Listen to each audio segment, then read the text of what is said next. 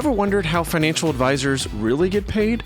Join us today as we discuss the 6 types and the potential conflicts of each. Let's get some perspective.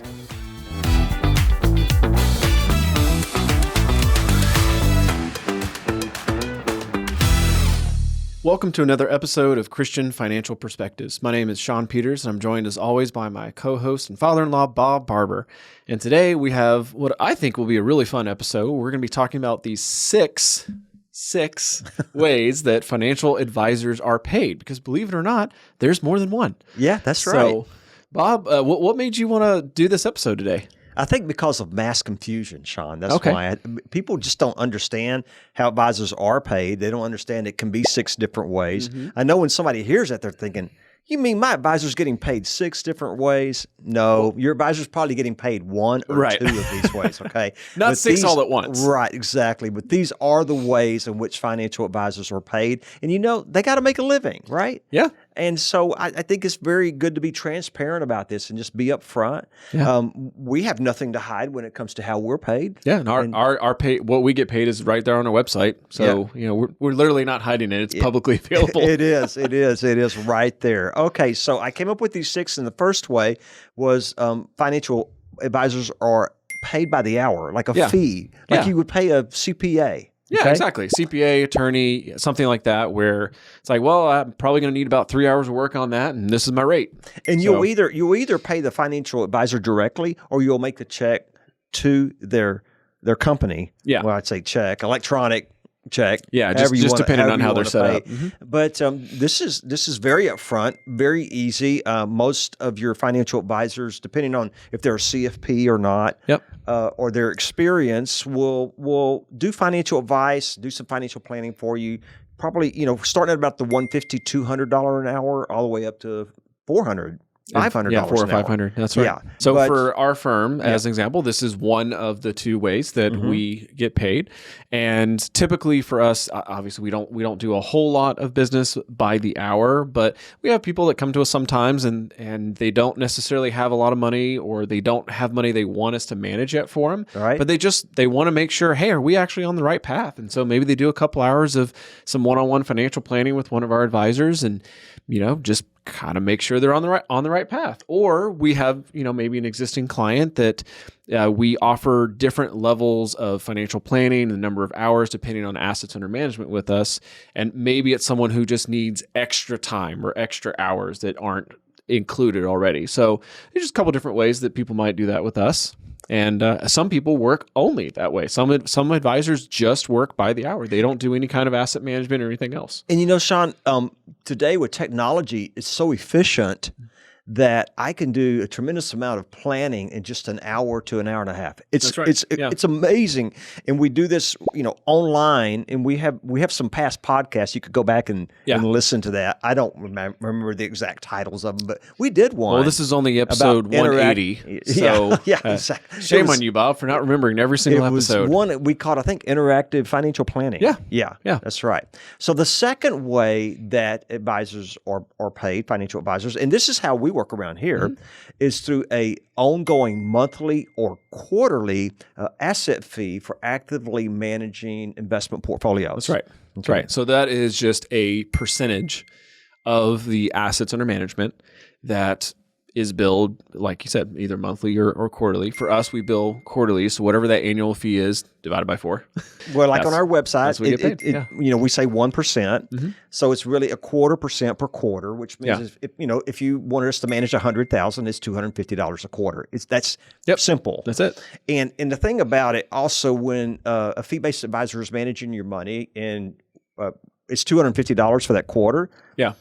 There's no surrender penalties or withdrawal penalties. Yeah. So if you decide after just 2 weeks, I don't want to do this anymore, you'll be refunded part of that $250. Depending on the advisor. So like our firm, some firms bill in advance, which is what we do. We bill in advance, and some bill in arrears, which is, I guess, a fancy way of saying in reverse. Yeah. Looking back. And so for us, since we bill in advance at the beginning of the quarter, in the case that you just said, Bob, if you were working with us and 2 weeks later you just said, this isn't working out for me for whatever reason, no hard feelings. We'll pray for you. We'll say, best of luck to you. But we do a prorated to see, okay, well, the 2 weeks is what percentage remaining of the quarter that we just billed for, and then those fees are refunded back. That's correct. So, all right, like you said, no surrender penalty, and we really like this in particular, which is part of why we work this way. Because if someone has been with us for 5 years, it wasn't because they had to; they chose to stay over a 5-year period because they weren't locked in. I always say it's like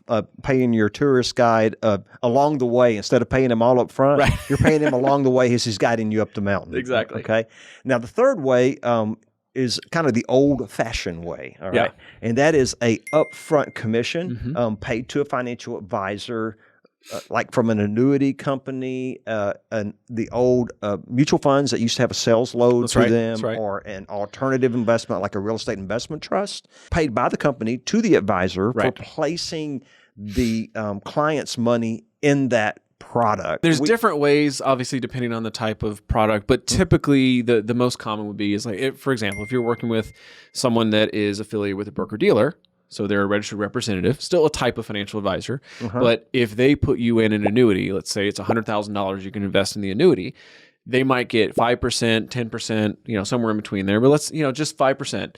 Well, they're going to get that $5,000 commission up front, and then typically the way the company protects themselves from you leaving early is there's going to be a 5-year surrender penalty or surrender period where if you take your money out a year later, you're only going to get the growth minus 4% of the original. So that original, what is that, 96,000? You'll get 96,000 back of your original principal. Commission. That's right. Exactly. Right. And then, if there's any growth, but that's how they protect themselves because they don't want to pay an advisor a 5% commission and then you take all your money out a year later and they're left holding the bag.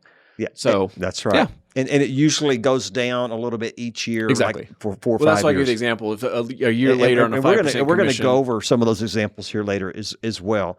Okay, so the fourth way out of our 6 ways is ongoing monthly, quarterly, or annual trail commissions. Okay, this is kind of like the ongoing quarterly asset management fee, but with some, it's called a trail commission. Yeah. And that's usually going to be around 1/4 to 1% a year. And a really common one for that one is if the advisor you're working with places you in, say, a C-class mutual fund, then those typically the way they're paid is instead of a upfront 5% commission, maybe it's 1% per year.